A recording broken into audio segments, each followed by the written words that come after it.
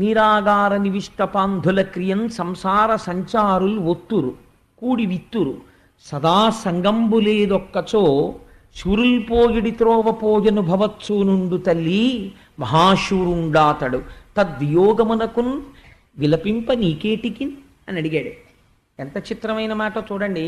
నీరాగార నివిష్ట పాంధుల క్రియన్ సంసార సంచారుల్ ఒత్తురు కూడి విత్తురు సదా సంగంబులేదొక్కచో. ఎందుకమ్మా అలా ఏడుస్తావు అని మరదల్ని చూసి అంటున్నాడు.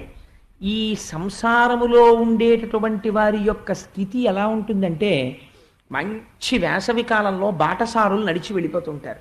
వెళ్ళిపోతుంటే ఎక్కడ చలివేంద్రం ఉంటుంది, అందులో చక్కటి కుండలు పెట్టి చల్లటి నీళ్ళు ఇస్తుంటారు. ఓ 4 గ్లాసులు పెడతారు, ఒక మనిషిని పెడతారు ఆ నీళ్లు పాడు చేయకుండా. అలా వెళ్ళిపోతున్నవారు ఆ ఎండ చేత తప్తమై ఒకసారి ఆ చలివేంద్రంలో కలుసుకుంటారు. అందరూ ఎందుకు కలుసుకున్నారు? అందరికీ దాహం ఉంది కాబట్టి కలుసుకున్నారు. అందరూ తలో గుక్కెడి నీళ్లు తాగుతారు. అయ్యా మీరు ఎక్కడికి వెళ్తున్నారంటారు. నేను ఇలా పిఠాపురం వెళ్తున్నానండి అంటాడు ఒక ఆయన. ఆయన్ని అడుగుతాడు, మీరు ఎక్కడికి వెళ్తున్నారు అని అడుగుతాడు.